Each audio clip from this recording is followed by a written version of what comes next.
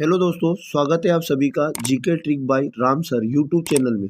जैसा कि आप सभी को पता है दोस्तों, आज है 17 जनवरी और 17 जनवरी 2022 से बनने वाले जितने भी करंट अफेयर्स के क्वेश्चन हैं आज हम इस वीडियो में देखने वाले हैं। तो दोस्तों, यदि वीडियो अच्छा लगता है तो वीडियो को लाइक शेयर जरूर करें और यदि चैनल को अगर आपने सब्सक्राइब नहीं किया तो चैनल को जरूर सब्सक्राइब कर लें। तो प्यारे साथियों, देर ना करते हुए चलते हैं आज के पहले प्रश्न की ओर। तो आज का जो पहला प्रश्न है दोस्तों, वो है मुंबई के नौसेना डाक यार्ड के एडमिरल अधीक्षक कौन नियुक्त हुए हैं। पहला ऑप्शन है संजीव बंसल, दूसरा ऑप्शन है अमित त्यागी, तीसरा ऑप्शन है मोहित शर्मा और चौथा ऑप्शन है केपी अरविंदन। तो प्यारे साथियों, जो नौसेना है डाकयार्ड के एडमिरल अधीक्षक नियुक्त हुए हैं वो हुए हैं केपी अरविंदन। तो इनका नाम आपको याद रखना है, केपी अरविंदन। प्यारे दोस्तों, भारतीय नौसेना से बनने वाले कुछ इंपॉर्टेंट पॉइंट्स हैं जिन्हें हम लोगों को याद रखना है। केपी अरविंदन ने इस पद पर rear admiral B Shiv Kumar की जगह ली है। मतलब प्यारे दोस्तों, एग्जाम के अंदर आपसे पूछ सकता है कि ये जो आए हैं ये किनके स्थान पर आए हैं, तो आपको बताना है rear admiral B Shiv Kumar, इनका नाम आपको याद रखना है।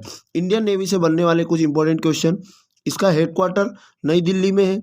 नौसेना दिवस प्रतिवर्ष 4 दिसंबर को मनाया जाता है। वर्तमान में हमारे नौसेना के जो प्रमुख है दोस्तों, ये है आर हरि कुमार। आर हरि कुमार का नाम आपको याद रखना है। एक और इम्पोर्टेंट फैक्ट है दोस्तों कि मालाबार नौसेना अभ्यास किन किन देशों के बीच आयोजित हुआ।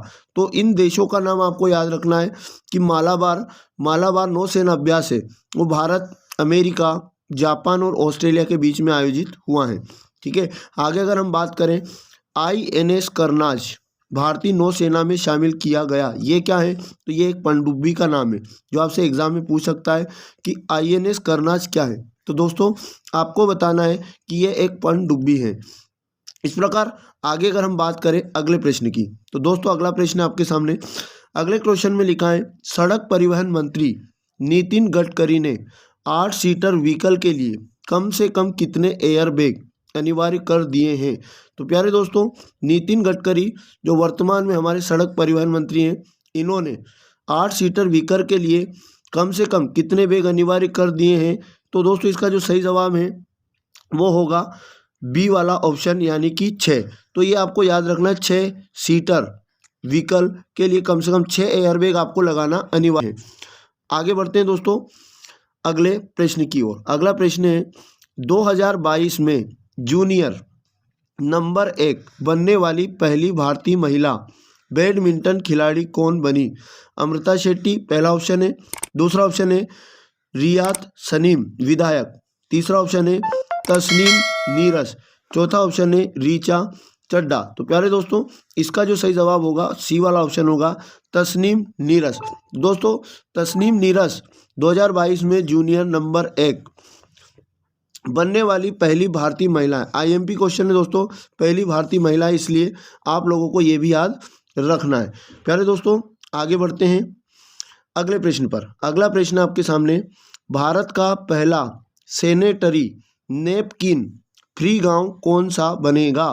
तो प्यारे दोस्तों, इसका जो सही जवाब होगा ए वाला ऑप्शन होगा, कुंभलांगी गांव। कुंभलांगी गांव केरल में पड़ता है दोस्तों। ये भारत का पहला सैनिटरी नैपकिन फ्री गांव बनेगा। तो ये भी आप लोगों को याद रखना है। दोस्तों, आगे बढ़ते, भारत का पहला, यहाँ से कहीं ना कहीं क्वेश्चन पूछे जाते हैं, भारत का पहला चलता फिरता सिनेमा घर रोविंग सिनेमा हॉल कहाँ स्थापित किया गया। तो इसका उत्तर याद रखना, लेह लद्दाख में। अगला पॉइंट याद रखना है, भारत का पहला वाहन अनुकूल राजमार्ग कौन सा बन गया है।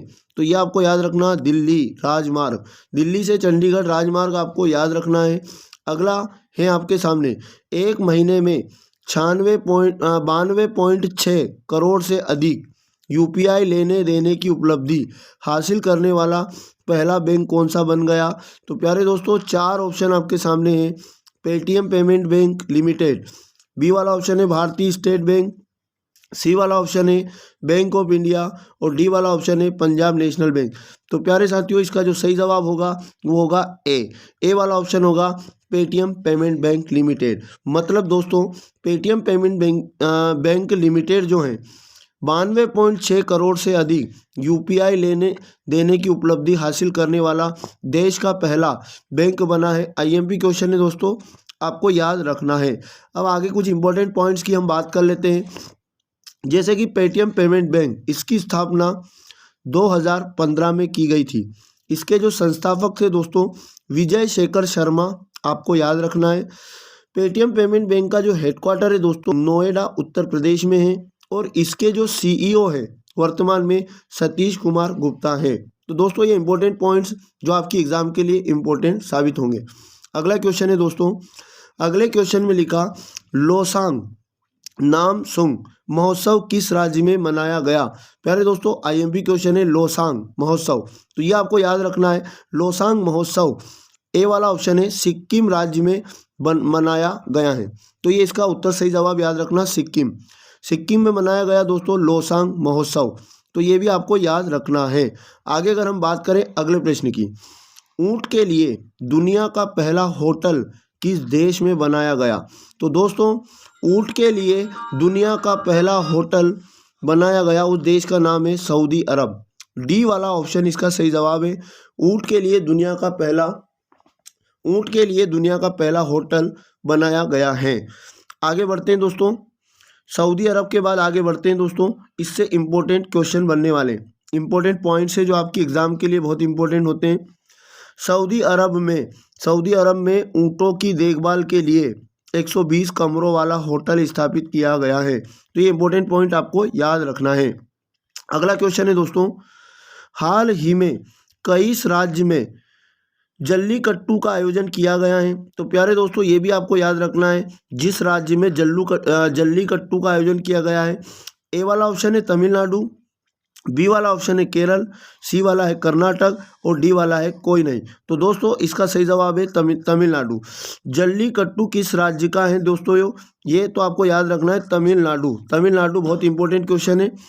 आगे बढ़ते हैं, तो आज के सेशन में दोस्तों इतने ही क्वेश्चन हम लोग डिस्कस करेंगे।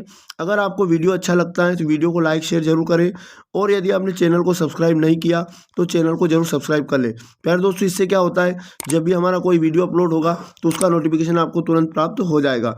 मिलते हैं दोस्तों नेक्स्ट वीडियो में, तब तक जय हिंद जय भारत।